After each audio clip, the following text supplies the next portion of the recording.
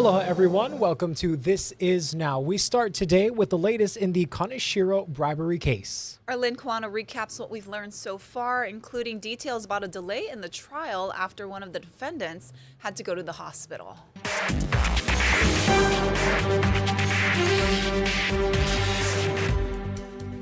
82-year-old Dennis Mitsunaga's back in court for day 21 of the trial, the Kaneshiro bribery trial, as it's called. The 82-year-old fell and hit his head at the federal detention center ahead of court yesterday, and that's why court had to be delayed. He was taken to the hospital. He has a laceration, but what was revealed in court and court documents is that he's fallen several times at FDC. He is the only one of the 6 defendants in this trial who has been detained, meaning his bail has been revoked. He is back at FDC, and he is supposed to remain there through the duration of trial. That's after new allegations of witness tampering and obstruction came out last month. It's not the court's fault. There are just so many defendants and so many different issues that keep coming up that this trial is being delayed a little bit more each week. The government hoped to rest last week. Maybe they'll rest today or tomorrow. We're not sure. So, Lynn, what have we learned so far in the trial? Anything groundbreaking? We've learned quite a bit. There's a lot of campaign contributions details that have been coming out, allegations that Terry Otani, one of the defendants from Mitsunaga and Associates, Inc., the engineering firm that's very politically connected, allegations from her niece and her auntie or Terry's sister that basically, Terry Otani was practicing straw donations, using people's names and bank accounts to funnel donations to political candidates, because this is a way to skirt the donation limit rules. There's a lot of, this is a bribery trial. So the allegations by the government is that Keith Kaneshiro, Honolulu's longest serving prosecuting attorney, was using his power to prosecute a woman who was fired by the engineering firm, a former architect named Laurel Mao. She testified. She had a lot to say, and I think it did have weight with the jury. But among the defendants are employees from Mitsunaga and Associates, Inc., from that firm, as well as Keith Kaneshiro. There's a lot going on. There's 6 defendants. Each of them, they have their own legal team. So it's very crowded over there on the defense side as we complete day 21 today. And one more question for you. Going back to Mitsunaga, you mentioned the alleged witness tampering and obstruction. What do we know exactly about that? What we know is one of the witnesses, a former HPD officer, Rudy Olivado, took the stand, and he told the jury that ahead of his testimony in trial, he was asked to change some of his testimony. He went to the grand jury years ago, and in the grand jury, he admitted that he lied the first time to protect Dennis Mitsunaga. The government says he came back when he was told he was a target. He became a target for lying under oath. In the second grand jury, he says he told the truth. Well, it's those second grand jury transcripts that were given to him weeks ago ahead of his testimony before trial, underlined parts that were, I guess, harmful to the defense. And the government says that was an effort to get him to change his testimony so that it would be favorable for Dennis Mitsunaga and for the politically connected engineering firm. It's super complicated, but really it's new allegations of witness tampering and obstruction. And Dylan, there's a new grand jury about that, meaning more charges could be on the way. It just never ends. Our chief investigative reporter, Lynn Kawano, keeping a very close eye on this ongoing trial. Lynn, thank you so much. And now to an update. A man who's getting paid $12.5 million to settle a lawsuit with the city has been arrested for gun crimes. Officers booked Jonovan Perkins Sinapati on Saturday for allegedly firing a gun out of a moving vehicle in Kaneohe. We don't know the circumstances still, but no one was hurt. In 2021, Perkins Sinapati was driving a sedan being chased by police in Makaha when he crashed. He was in a coma for weeks, and 5 others were seriously injured. The 38-year-old filed one of 3 civil lawsuits blaming HPD, and in February, the city council approved his settlement. Yesterday, his attorney cast suspicion on the weekend arrest. I mean, he's got everything to live for, his children. The city was very fair in our settlement. He's got a whole life in front of him. And all of a sudden, to be picked up like this, I don't know where the car was discovered. I don't know what witnesses they have.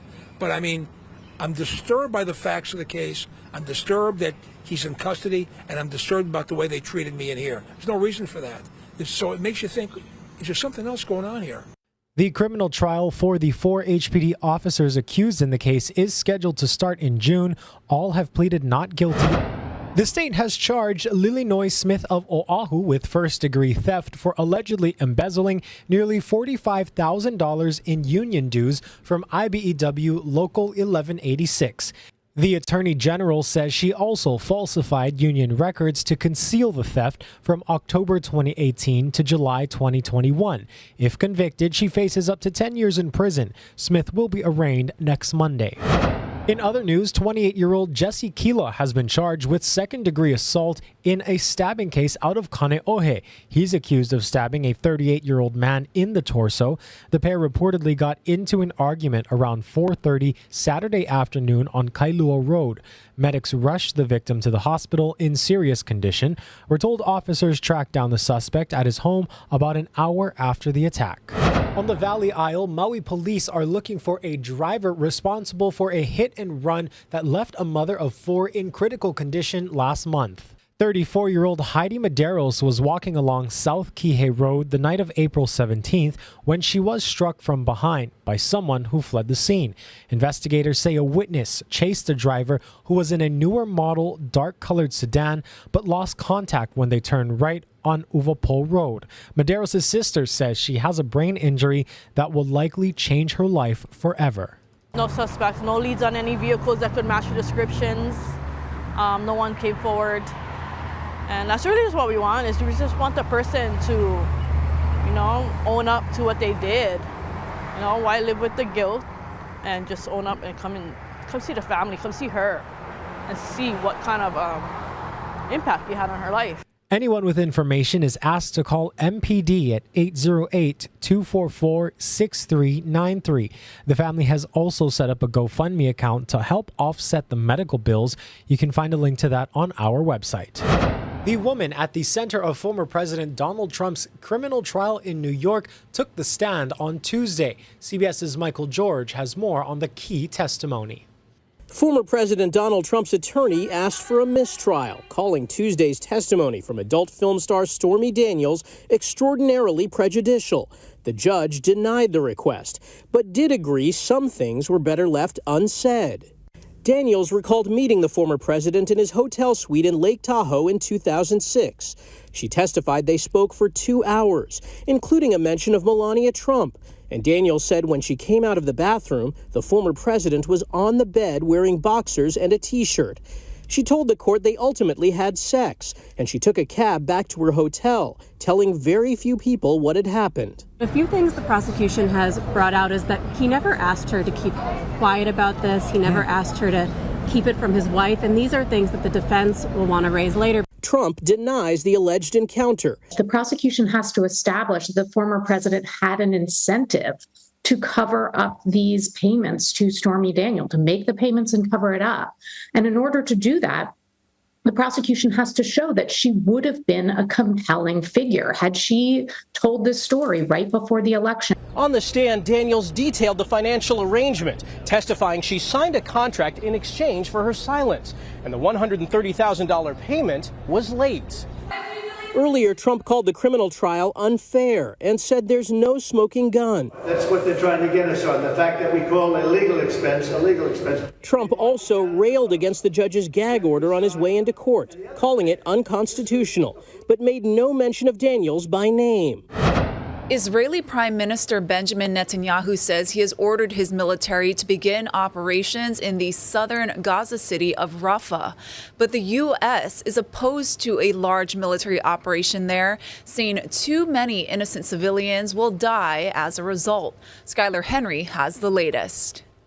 The Israeli army released this video showing its tanks rolling into the border crossing connecting the southern Gaza city of Rafah and Egypt. This does look like the prelude of a major military operation. We have not yet seen that operation commence. Rafah is Hamas's last stronghold, and some families of Israeli hostages say they're worried a full-scale military operation will endanger their loved ones. We watch in horror as the military operation in Rafah unfolds. Israel has warned civilians in parts of Rafah Kila to flee.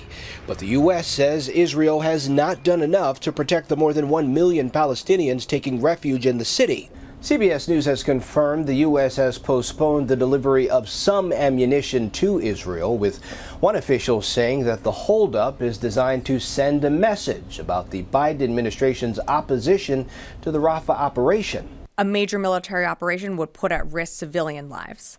Anything that puts at risk civilian lives within Rafah is something that we are not supportive of. House Speaker Mike Johnson accused Biden of politicizing the aid, which he says is needed. Trying to defend their nation against the threats that are facing them. And now I think it's very important that we deliver that critical assistance without any delay at all. CIA Director William Burns is in Egypt working with Israel and Hamas as they continue to negotiate a potential ceasefire in Gaza. Vladimir Putin was inaugurated as Russia's president again earlier today. This is his 5th inauguration. Fred Plechin has more. Vladimir Putin making his own inauguration look so commonplace, he takes time to finish a phone call. Vladimir Vladimirovich Putin. Before casually making his way to the grand ceremony inside the Kremlin. Those attending cheering him on as he ascends to a record 5th term as Russia's leader.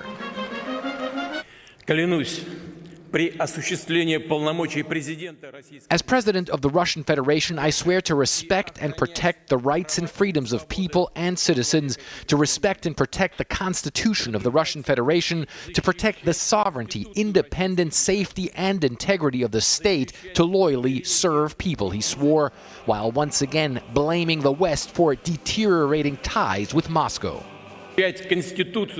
The choice is theirs, he said, whether they intend to continue to try to restrain Russia's development, to continue a policy of aggression, continuous pressure on our country for years, or to seek a path to cooperation and peace.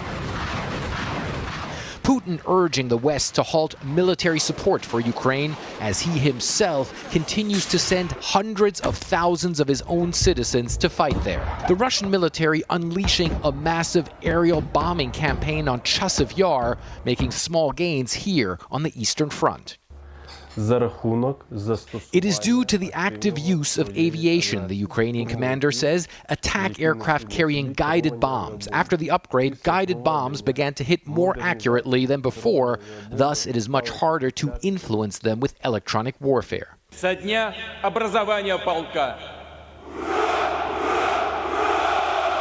More than ever, Vladimir Putin's presidency is defined by war, greeting his troops as part of the inauguration events. His position strengthened, his power nearly unchecked after a landslide victory in recent presidential elections. Putin has made clear he does not intend to change course or to back down as he continues to steer his country on a confrontation course with the U.S. and its allies. His friend, the head of the Russian Orthodox Church, proclaiming Putin de facto Russia's leader for life. God grant that the end of the century marks the end of your stay in power, he says.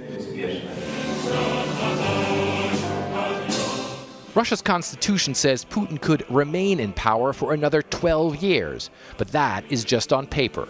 In today's Russia, Putin makes the rules and steers this country in the direction he wants. Fred Plechin, CNN, Berlin. 7 businesses have been linked to a little fire ant infestation at the Punahou Carnival plant sale in February. The state says all but one worked with the Department of Agriculture on the investigation. Senators have been frustrated that ag officials wouldn't identify those businesses, so one senator named names. Fulani Landscaping, that's the other one, right? We talked about a landscaping company. That's the Punahou one that you are not able to gain cooperation with at this point. Unresponsive. Uncooperative, unresponsive. Okay, so how hard was that when you have an uncooperative actor? We have ants that were found to be infesting material from 7 nurseries. Were we able to concretely tie those plants definitively to any particular location? No. The public knows that you folks are linked and that you folks haven't necessarily been responding. Pualani Landscape Design told Hawaii News Now over the phone, quote, "We are not hiding anything and we are not trying to spread anything," end quote. Then in an email, the company said there were no infested plants sourced from our nursery and alleged the ag department is using the company as a scapegoat to distract from their inability to manage little fire ants on a statewide basis. Let's send you live outside now to an image of San Francisco's Golden Gate Bridge brought to us by KPIX over there. It's about 61 degrees, nice and cool. Stay with us after this short break. We'll have a look at your island weather.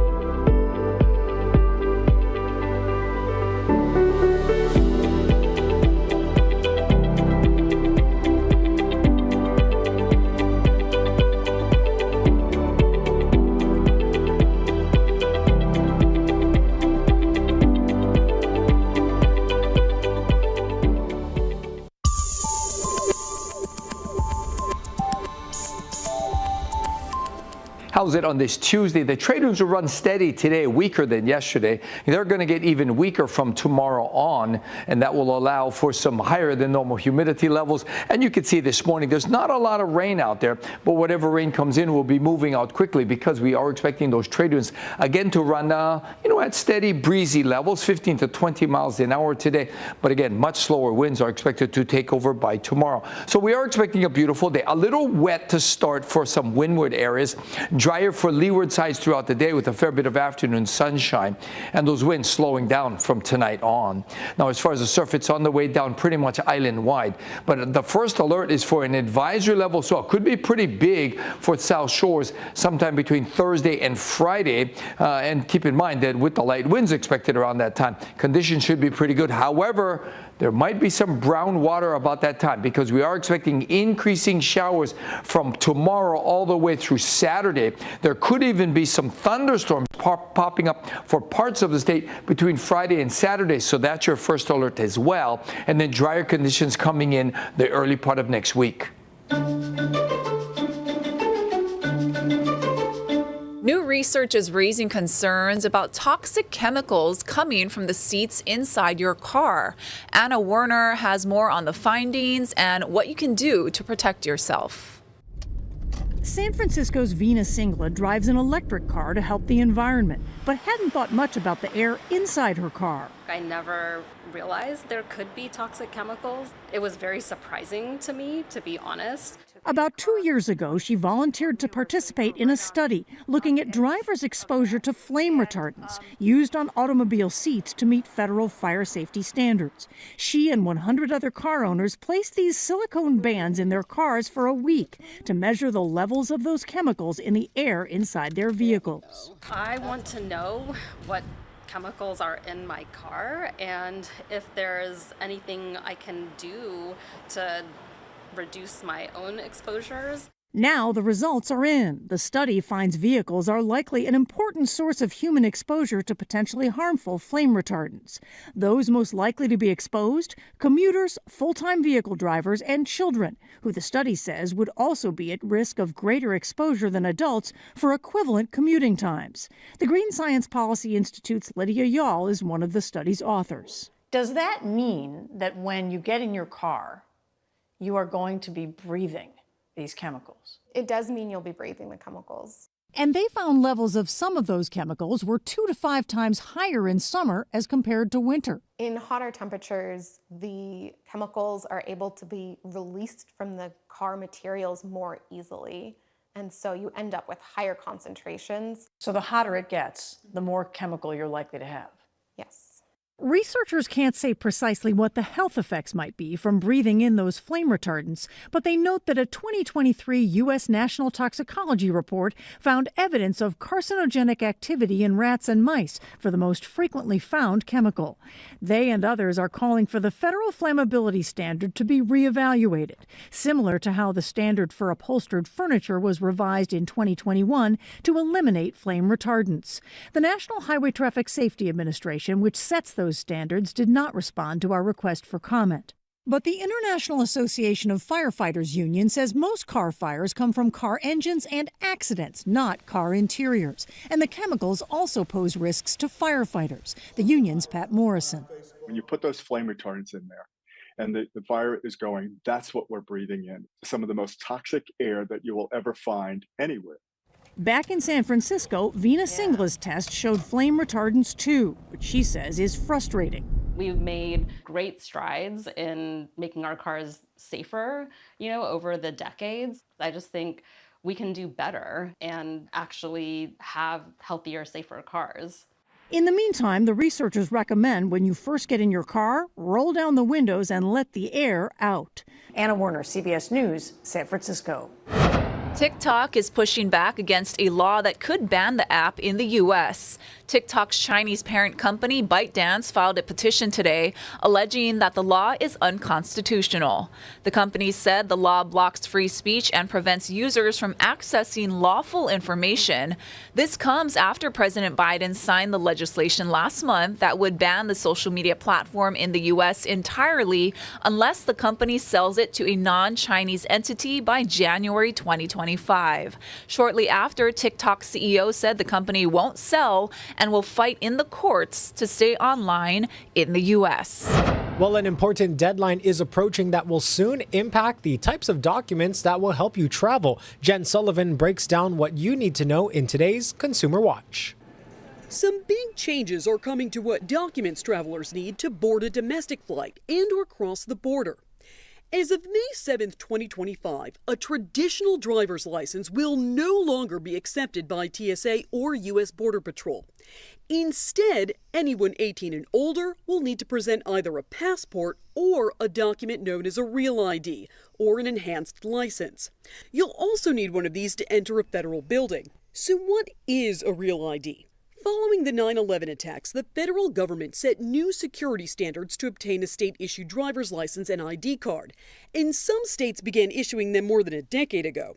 The standards will soon be enforced for people in all 50 U.S. states, territories, and D.C.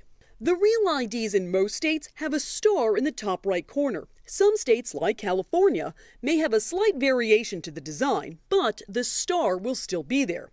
So, what do you need to obtain a Real ID? Some states may require proof of Social Security, either your original Social Security card or a tax document or pay stub showing your full Social Security number. Some states may require 2 proofs of residency, like a utility bill or bank statement, proof of status, such as a U.S. passport, U.S. birth certificate, or permanent resident card, and proof of citizenship if you're not a U.S. citizen. Remember, some DMVs require you to make an appointment in advance, so plan ahead. For Consumer Watch, I'm Jen Sullivan. Coming up on Spotlight Now, we're going to be talking about the legislative session with political analyst Colin Moore. Who are the winners and losers of this legislative session? Plus, we'll have 2 members of the Honolulu Salary Commission joining us. We've heard a lot about the pay raises given to the Honolulu City Council members. We'll be talking about that, plus what other raises could be in the works. Join us for Spotlight Now, live on K5 at 1. All right, time for some good news and some cute video. A mama bear obviously needed a little break from her cubs, like all moms do. So she decided to take a dip in a backyard pool. So the bear and her cubs, they're strolling through this California neighborhood. They take a look in the window and don't hesitate to move over to the pool. Before you know it, she's splashing around with her adorable cubs as they remain poolside. And you'll notice there's also a bear float sitting beside the pool. How ironic. I know, very cute. So cute. Small kind of scary if you're the homeowner, but cute nonetheless. Well, apparently they live next to a national park.